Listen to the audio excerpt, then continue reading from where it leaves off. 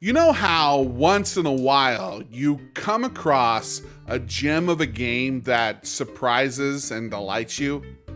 The sort of game that you don't really expect to get its hooks into you. And when it does, it's all you can think about? Well, this little side game from Rabbit and Bear Studios was designed to entice JRPG fans and hold us over until Eiyuden Chronicles 100 Heroes launches in 2023. Its goal was to give us a peek into the universe and lore of their new world, which it definitely achieved. However, I think that this little prequel is so very much more. Let me tell you why in my review of Eiyuden Chronicles Rising. I'm actually not the biggest Metroidvania fan in the world. Backtracking and trying to remember where to go next is not really what I would consider a good time.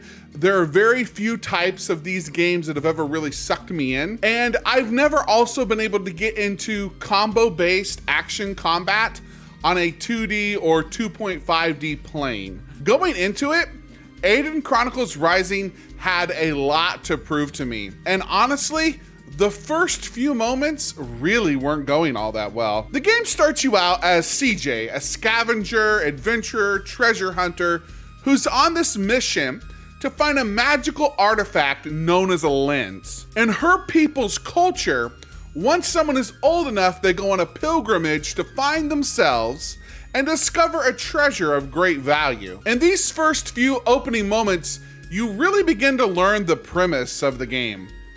The town of New Nevia has fallen on very hard times. However, there are some local ruins that have caught the eye of many adventurers. They're seeking fame and fortune. So the interim mayor, a young woman named Isha, hatches a plot to charge for access to these ruins.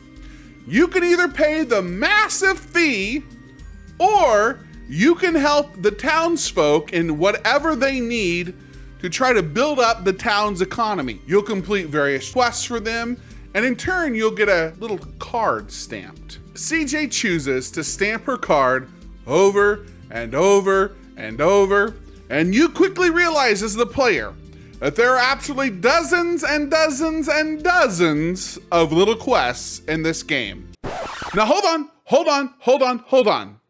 I know that the idea of a fetch quest of a game really doesn't appeal to all of you, but just wait. I actually really liked it. So unlike a massive sprawling adventure that has you traveling the continent, Eiyuden Chronicles Rising has you, the hero, focus on a very specific goal.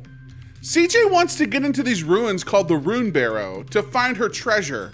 So she does all of these quests, gets her card stamped, and gets permission to enter the ruins. Yes, there is quite a little bit of backtracking, but the game does an excellent job of helping you manage it. You can either find things out from the town bulletin board that you need to go pick up, or as you're just running around and turning in quests, you're going to see a large majority of them to pick up and turn in over and over and over as you help out the citizens and the visitors of New Nevia. You're gonna see that familiar "there's a quest here" icon above their heads. And it gives you a really excellent idea of where to go, exactly what to do.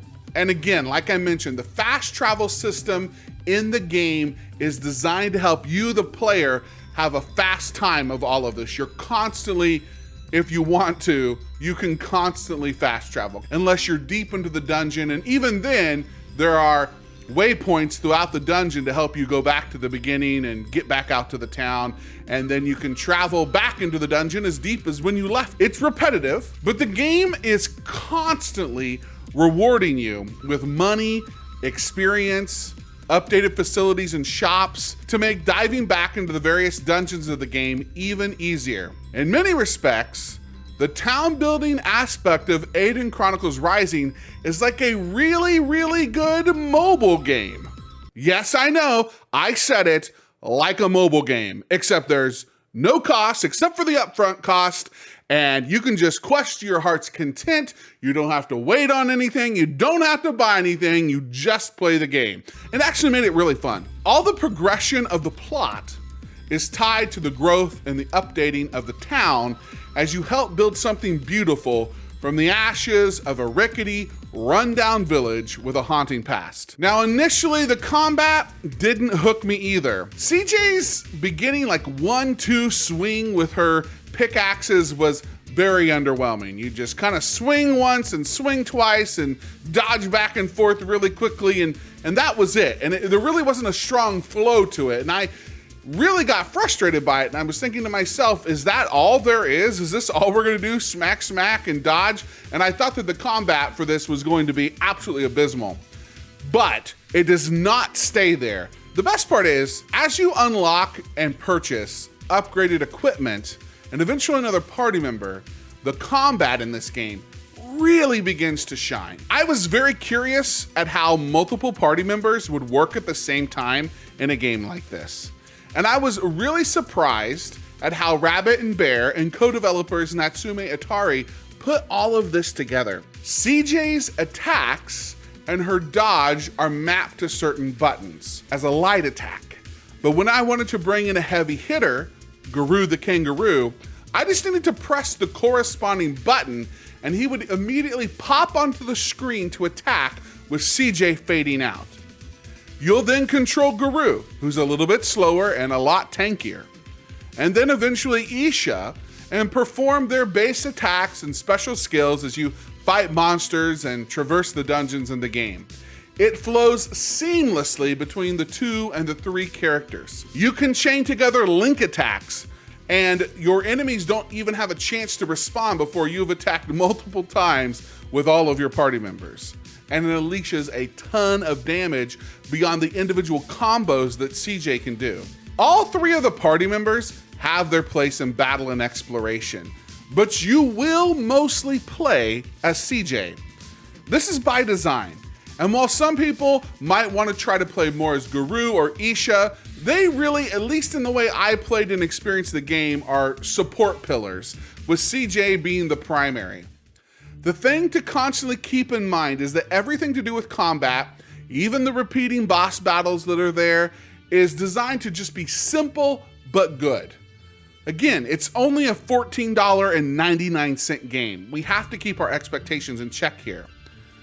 Yes, it's not perfect. Yes, I feel like there could have been a few things done better. There's quite a bit of depth to the weapon and upgrade system for such an inexpensive game. This makes me very excited for what they plan to do with 100 Heroes once it releases. You really only have 5 dungeons to explore, and there's continual quests to lend to the town building and plot progression, but they are absolutely repetitive.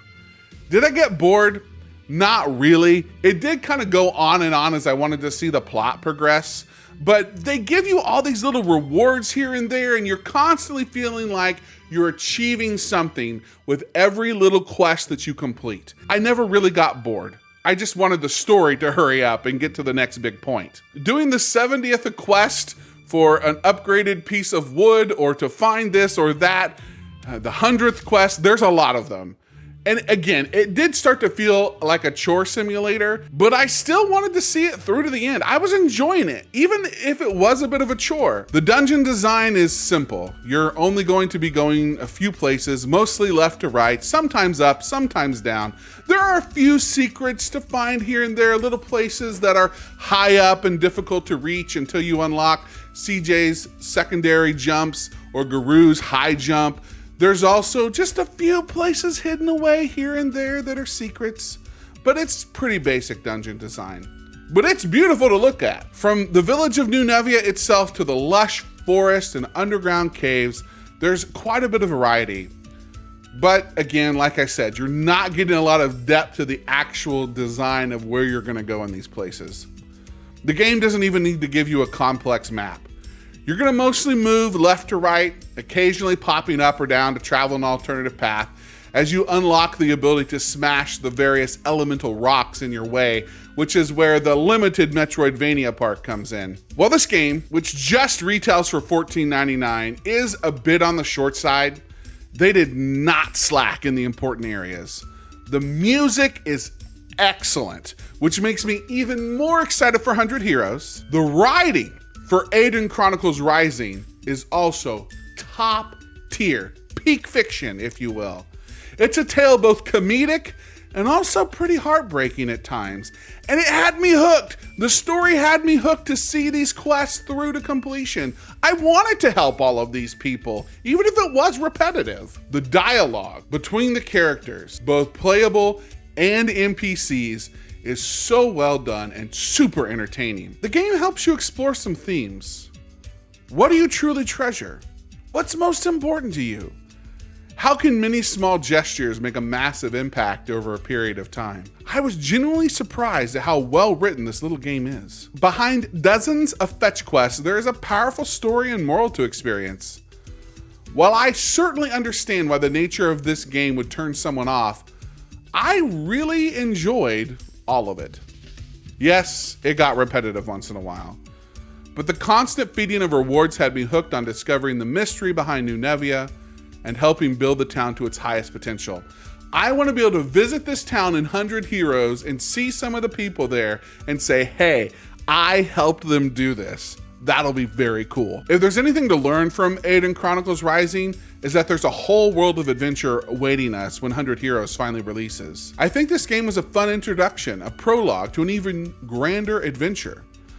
I think that more companies should create short, niche spin-off games to help promote the bigger title, give us a hint at what they're working on, especially when it has this much quality. It's a polished little game. Eiyuden Chronicles Rising is absolutely worth your time, in my opinion. It doesn't take long to beat, and it'll whet your appetite for what Rabbit & Bear Studios has in store for us in the future. If you're a big fan of JRPGs, be sure to subscribe to the channel and check out my other videos that YouTube recommends. Thank you so much for watching, and we'll see you in the next video.